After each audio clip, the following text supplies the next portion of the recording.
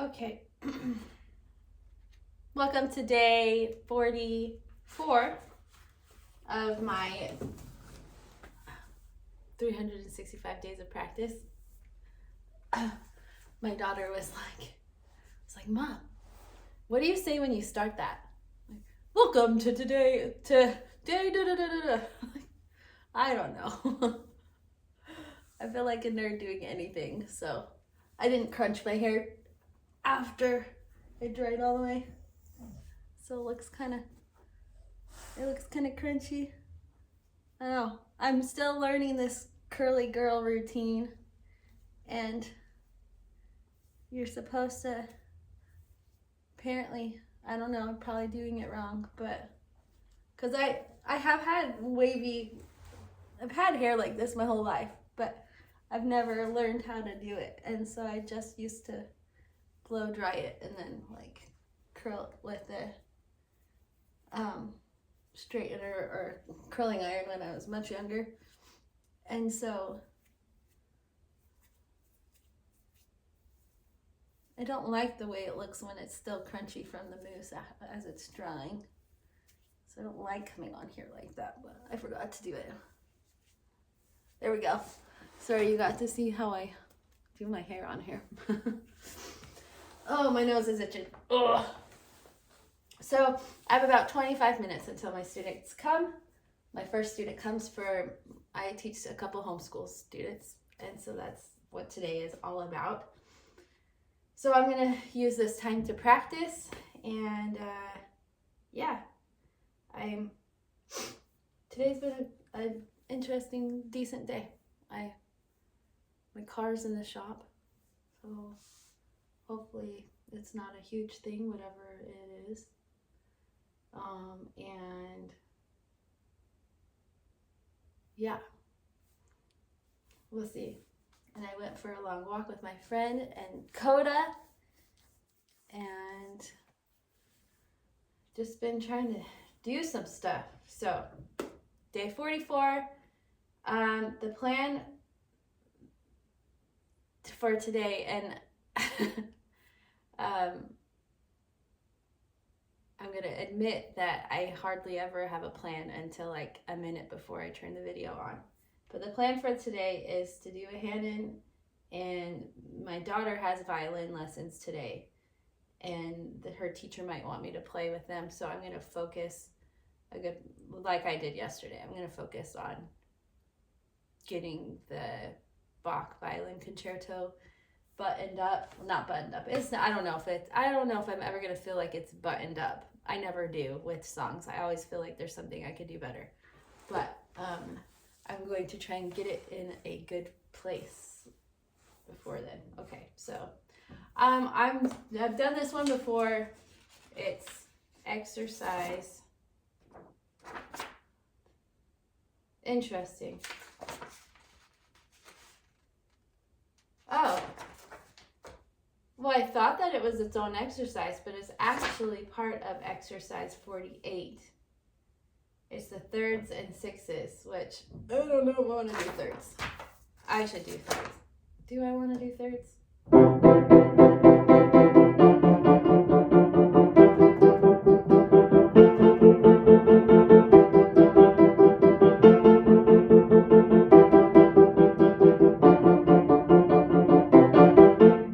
I should have gone this fast.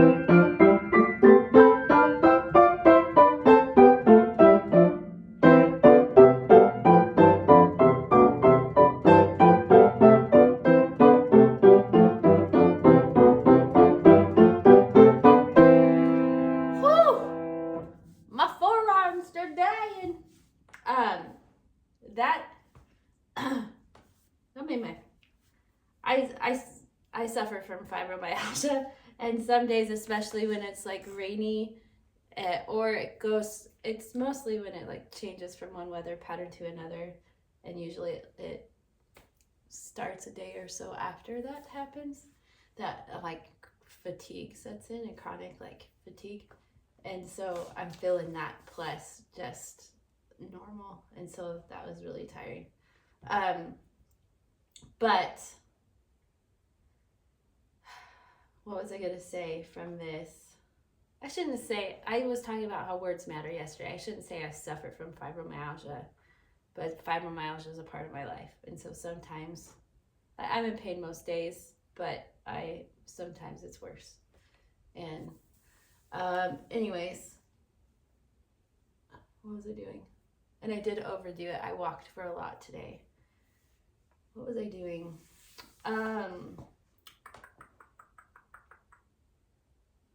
I was saying something. I don't know. I guess it doesn't matter that much. Super rough thought, right? Oh, actually, before I play that song, I've been asked to accompany 2 sweet children at church. And we're going to do Gethsemane, but I'm not going to use the hymn book version. I'm going to use this version.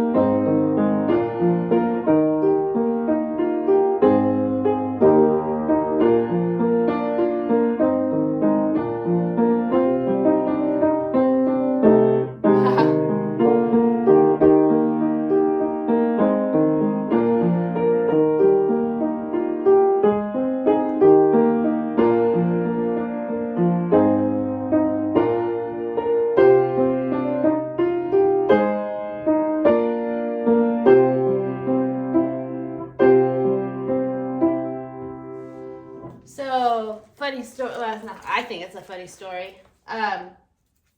So I got to play for. So I play for a normal congregation every time, right? But then I talked about how I talked the other day about playing the organ for the choir at stake conference. Well, I also got to play organ to accompany the congregation this last stake conference in January, and we had a visiting general authority from Utah come, and he picked the music, and he picked this as one of the songs, but the church accompaniment version here. I've played that one before for you, but anyways, I was a little worried about them singing the song just because how the music is written. It's a little confusing for people that don't know how to read music. But anyways, he eased my concerns because he got up and he talked about it a little bit. And so I'm sitting there at the organ, getting ready, like being prepared to start the song, and he comes or he gets up and stuff, and then he turns to me and he looks at me straight in the eye, which is the first. I mean, like, you don't have very many. I have not had very many opportunities to meet authority, like general authorities from my church. I have like 2 that I know. But anyways, he looks. So I haven't really had the opportunity to look anyone straight in the eye. And so he turned around and he looked at me. And he's like, now can you something to the effect of, okay, organist, can you play this? Like, I need you to play this faster than people normally do. And I totally felt like called out, kind of, like, I better not disappoint him. Luckily, I play hymns faster than probably the majority of people do, because I can't stand slower hymns. I mean, if the occasion warrants it, then yes, but like, I don't want it to feel like a funeral dirge, So very careful about how I do hymns. Hey guys, watch.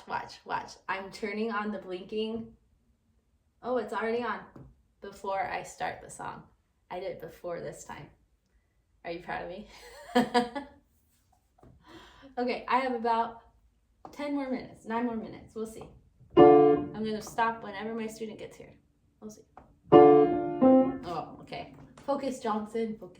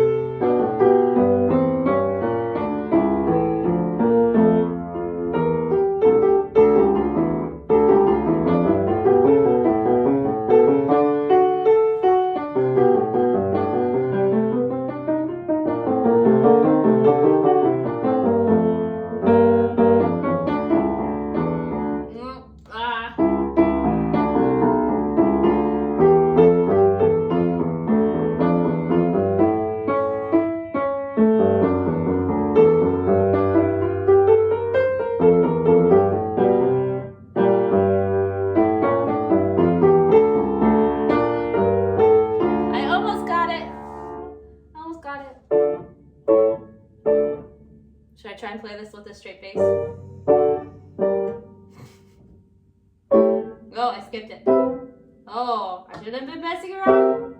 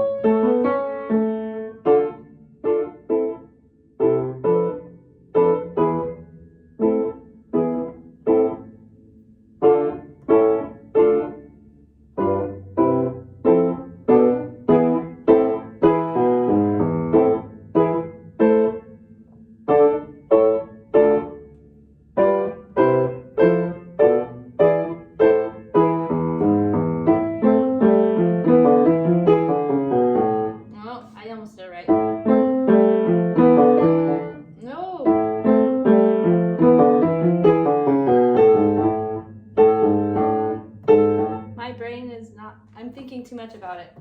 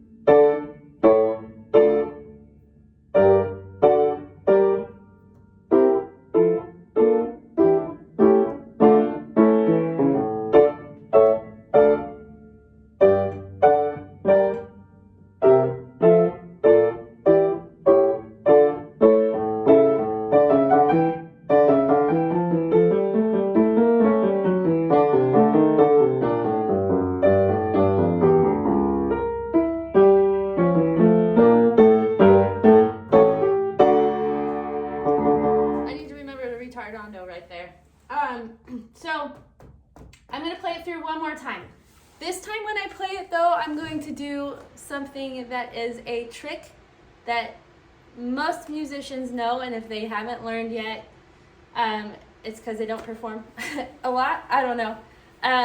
But like I said yesterday, humans make mistakes. In songs that we perform, they will never be perfect. At least for me. Maybe there's some other pianists out there that are like, that practice for 8 hours a day, and their level, they sound perfect to us. I'm sure to them they still have some mistakes that they play. But to us, it's pretty darn near perfect.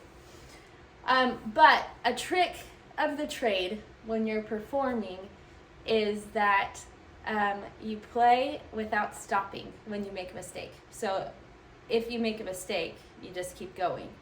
And chances are people won't notice it or won't remember that you did it later because you just kept going. If you stop and you fix it, then people are like, oh, they made a mistake. That won't happen if you just keep playing. So the problem is when you're practicing, you don't do that, right? You stop and you fix what you practice, and then you all of a sudden have to flip this switch. I can't. I think I can't do that right now because I am performing. So that is something you have to practice when you are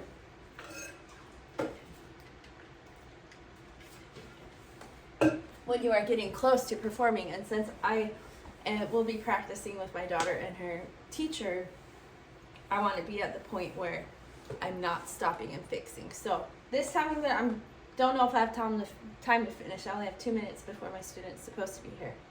So if I don't have time to finish, then I'll just stop and say bye. But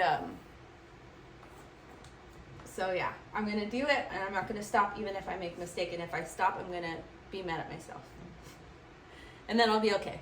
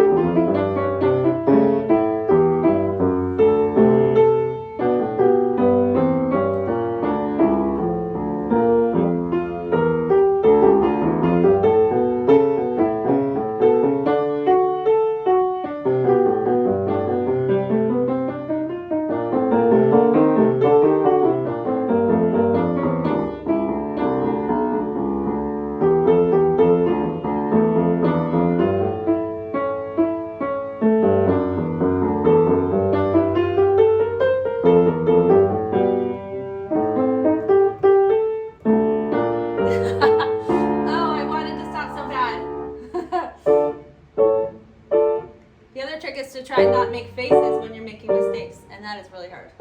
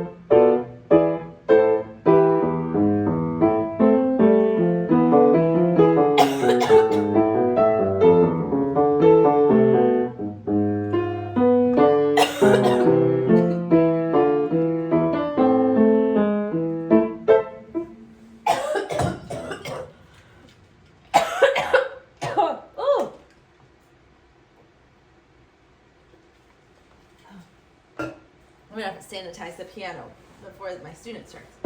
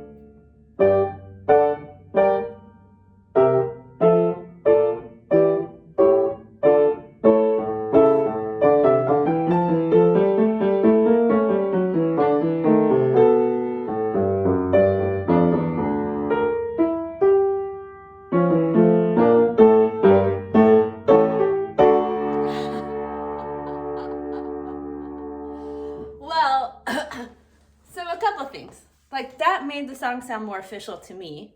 And I knew there were plenty of mistakes and I fudged through them. But how about you vote in the comments? Did you notice my mistakes? Or do you think that's a good idea the way I just did it? Anyways, my students here. Thanks for joining me on day 44 of my practice. We'll see you guys tomorrow. Thanks. Bye.